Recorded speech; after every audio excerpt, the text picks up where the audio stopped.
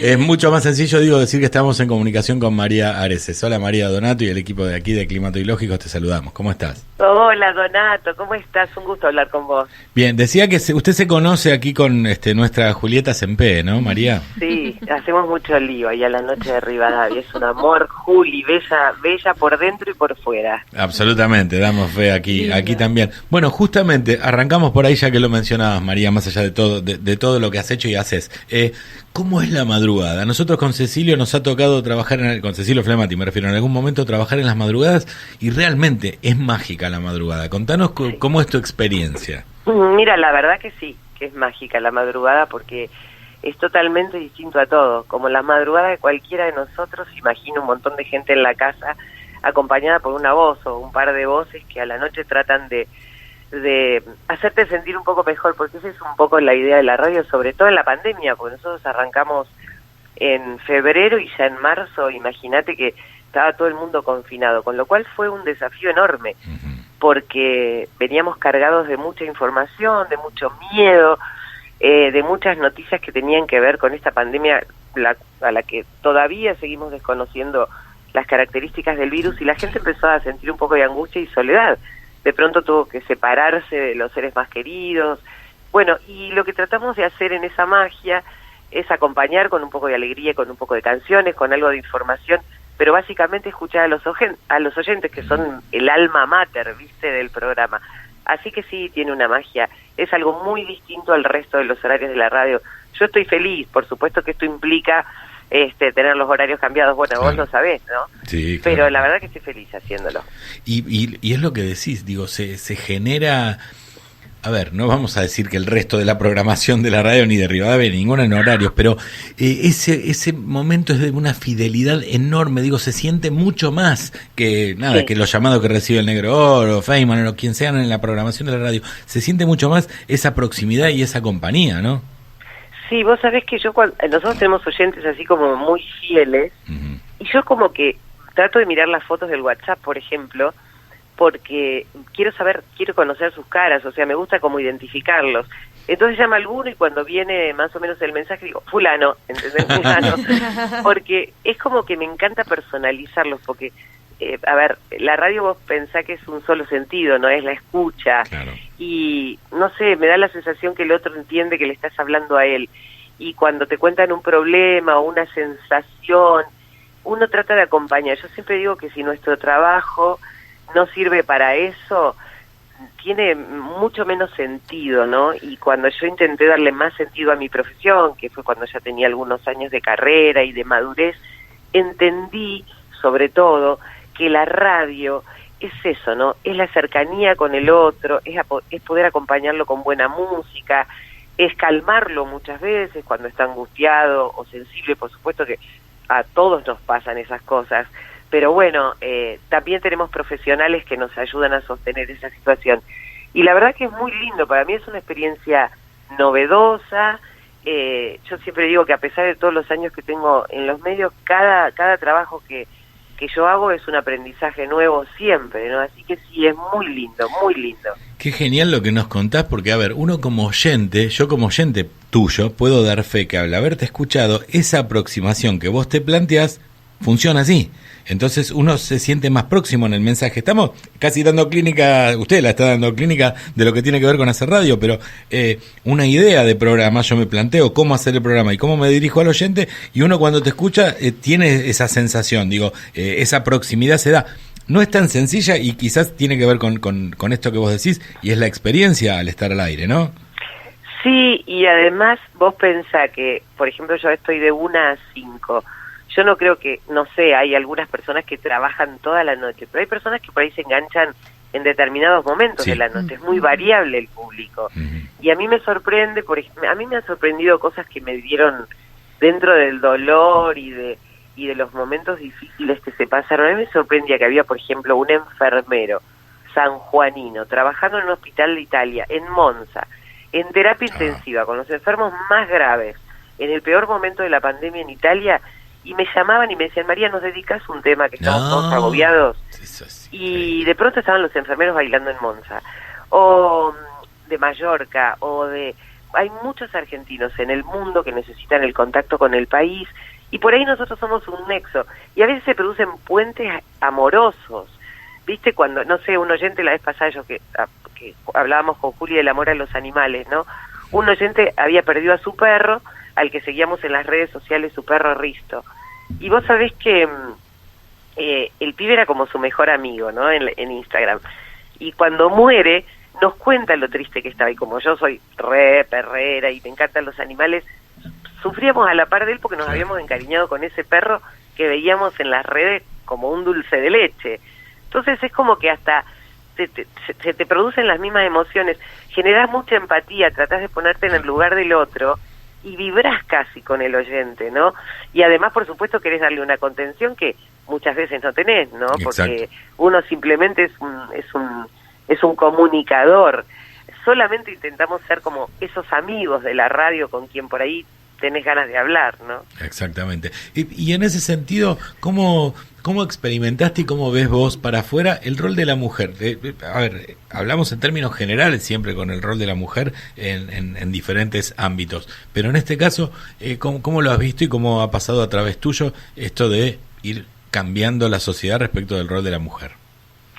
Mira, yo creo que se ha avanzado mucho. Yo tengo 55 años y nuestra generación todavía sigue teniendo como esos parámetros culturales antiguos. Pero en el caso mío, por ejemplo, que yo tengo hijos desde 28 a 14 años, 2 varones, vos no sabés lo que son las charlas respecto de lo que tiene que ver con las mujeres. Ellos ya tienen incorporado un lenguaje y una forma donde vos llegás a decir, a ver, los míos, por ejemplo, no se manejan con lenguaje inclusivo, pero sí tienen un pensamiento inclusivo. El otro día decía, no, porque en este programa, viste que está la señora en la casa lavando y se da vuelta y escucha una noticia, o el hombre, me contestan, ¿no? Como que ellos ya naturalmente equiparan al hombre con la mujer en lo que tiene que ver con las cuestiones sociales. Yo siempre digo que a mí me parece fantástica la igualdad. Siento que, a ver, somos diferentes, de por sí biológicamente somos diferentes hombres y mujeres, pero de todas maneras en los trabajos, en los derechos, por supuesto que tenemos que tener los mismos derechos y demás, pero por otro lado también yo digo que las diferencias nos enriquecen, no es cuestión de crucificar al hombre y decir, bueno, no, creo que al contrario, tenemos que reivindicar esa figura, conversar, ser pares, que traten de entender lo que muchas veces nos pasa a las mujeres, que a veces pasa por una cuestión biológica, y ahí creo que me parece que es donde estamos avanzando. Y ya te digo, me parece que estas nuevas generaciones la tienen clarísima. Ellos tienen bueno, yo soy mamá mujer con tres hijos varones, y esas charlas se dan frecuentemente en mi casa, y hasta me corrigen a mí, que tengo todavía todavía tengo esos vestigios, viste, de la cultura machista, ¿no? Y a mí me impresiona mucho, yo creo que se ha avanzado infinitamente, muchísimo. Estamos charlando con María Ares, estamos disfrutando esta charla con ella, además de periodista, conductora, todo. Si yo le digo a los oyentes, más de uno lo sabe, que María es madrina de una ballena, me va a decir, ¿cómo? Pero ¿cómo madrina? Bueno, está re loca, María. Contanos un poco, María, a ver, estábamos ¿Querés que te ponga chimichurri? Claro, ahí está, bueno. Es madrina de 2 burros también. Ah, no, bueno, me supera. Igual porque no es amiga mía todavía, María, porque yo me presento como burro amigo tuyo. En cualquier momento le pido que me amadrinaje. Bueno, contanos de qué se trata. Al principio lo de los burros no lo sabías. No. ¿Cómo es esto de ser madrina en este caso de los burritos o de la ballena? Yo siempre fui una fan de los animales, tengo una debilidad enorme. Era chica, yo vivía en un pueblo en San Antonio de Areco, y perro que venía a mi casa. Viste que en las casas, sobre todo en los pueblos, es muy normal. Vos viajas a un pueblo y ves perros por todos lados, en la estación de servicio, en la calle. Y es amigo del barrio, el perro. Y yo me los traía a casa y tenía perros que en general tenían alguna discapacidad, ¿no? Alguno era tuerto, de hecho se llamaba el tuerto, otro era rengo. Bueno, después he tenido algún perro de raza. Con el tiempo entendí que, si bien son divinos, hay muchos perros que la gente abandona y que está bueno que los adoptemos, ¿no? Bueno, entonces era muy perrera, tenía unos galgos que vivían en el terreno al lado de mi casa y iban al colegio conmigo, me crié en un ambiente de campo, con lo cual, imagínate que el contacto con los animales y la naturaleza para mí era algo cotidiano. Claro. Y cuando vine a Buenos Aires, en los departamentos, viste, me parecía que era muy difícil tener un animal, no me bancaba eso de pensar que estaban encerrados. Pero esto te lo hago como un poquito de historia.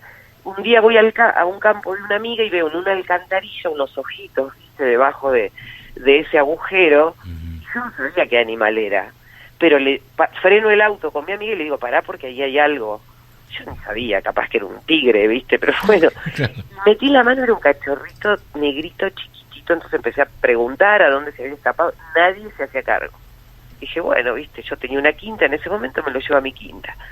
Le mando una fotito al marido y me dice, ni se te ocurra. Por supuesto que lo llevé a la quinta, le dije, no, tranquilo que le vamos a regalar. Como lo encontré en un caño y en ese momento estaban las elecciones, digo, bueno, le pongo Nico del Caño. No. pensando que era varón. Cuando van a la veterinaria, no, le dice, pero si es nena. Bueno, y le quedó Nica. No. Y ahí viene su nombre de mi perra. Pero más, y dije, Nico del Caño me parecía simpático, no por una cuestión ideológica, sino porque la encontré en un caño y dije, le voy a poner... Bueno. La cuestión es que ya cuando vine a Buenos Aires, me involucré con un grupo de personas que son del Instituto de Ballenas del Observatorio de Ballenas de Puerto Madryn. Está haciendo un trabajo maravilloso por la preservación de las ballenas, hasta a punto tal que le ponen un chip y ellos pueden observar todo el movimiento de las ballenas, el apareamiento, cómo tienen a sus bebés, cómo se manejan con las crías, cómo después las largan para que puedan alimentarse. Y fue apasionante. Entonces, como yo siempre trabajo difundiendo la actividad, me dijeron, ser madrina de ballena implica meterse en la página y poder donar muy poquita plata. A mí me dieron un diploma de regalo y me dijeron, bueno, María, a partir de ahora sos madrina de Valentina. Nosotros charlamos con los chicos de... Exacto, nosotros charlamos. Divinos son, ¿viste? Sí. Con Roxy. Con Roxy, exactamente. Sí. Bueno, interesante, digo que, porque a ver, la obligación de un padrino o una madrina, digo, no tiene que sacar a pasear a la ballena. No, para que la gente... No, gente... eso no, porque se me complicaría que en el barrio los encargados me mirarían raro. Sí, aparte el collar para la ballena, me lo imagino un collar un poco grandote. Sería un poco complicado, ¿no? Vos te reíste una vez, yo me quise traer una nutria al departamento. Si no la va a poner en la bañera, decía yo. María, a ver, asumamos que es complicado que de repente aparece María con una nutria, mañana con un burro. Bueno, de los burros no, burro a casa no. No, los burros es otra historia de una asociación que se llama, creo que también hablaron con el doctor. Sí, con las chicas de ACMA. Sí, con Ariel Corse, las chicas de ACMA que ya conocen la historia. Es una de las ONGs que yo respeto porque hay mucha cosa con el tema de los caballos, que no son serias, etcétera, etcétera. Y vos sabés que yo conocí este lugar que me pareció muy serio, sobre todo el doctor Corse, cómo rescataba los caballos, inclusive ellos, tienen una personería jurídica, pero además, para retirar un caballo maltratado de una familia que por ahí lo usa como un medio de trabajo, dentro del no saber que el animal puede sufrir consecuencias muy dramáticas, los rescatan, los cuidan, y yo no te puedo explicar el estado en el que están esos caballos, los cuidados que están. Bueno, la cuestión es que yo era madrina de una yeguita que había nacido, que el doctor Corse tuvo un trabajo infernal porque la mamá la rechazó, entonces la envolvió en la placenta de otra, una historia divina. Y yo me quedaba hasta la noche ahí en ACMA, acostada con la potricita Trini en el medio del silencio del pasto, y te puedo decir que 10 años de terapia son estar 3 segundos tirado con un animal abrazado, ¿no? Bueno, como Trini después fue dada a una familia, porque después también vos podés adoptar, si tenés un capo, te controlan dónde la llevas, etcétera, quedaron Hansel y Gretel. Hansel y Gretel son 2 burritos que aparecieron ahí, que camina uno y se viene el otro al lado. Bueno, la cuestión es que yo nunca había estado en contacto con burritos, ¿viste? Y dije, no, para mí era un animal totalmente nada. Me siento dentro del corral y se me empiezan a acercar y me empiezan a torear, ¿viste? Así y viene uno y viene el otro, y me enamoré. Entonces me dije, bueno, María, como se fue Trini, ahora sos madrina de Hansel y Gretel. Bueno, y cada tanto los voy a visitar. Ahora con la pandemia más difícil. Burro. Sí. ¿Qué otros animales tuviste en tu vida, Mari? Una liebre tuve en casa. Bueno. No, yo sé que no tenés estoy bien. Un solo... No, está bien.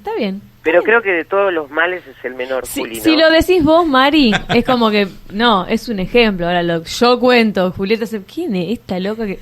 Si yo digo que tuve un burro, una ballena, no me va a creer nadie. Ya, Claro. dicho por una persona que la avala su trayectoria, es distinto. ¿Cómo es que Claro, tuviste porque una es como liebre? que decís, María es seria, no puede Claro, ser estaba en el golazo, noticiero, todo, no, Claro. no va a decir una pavada. Claro.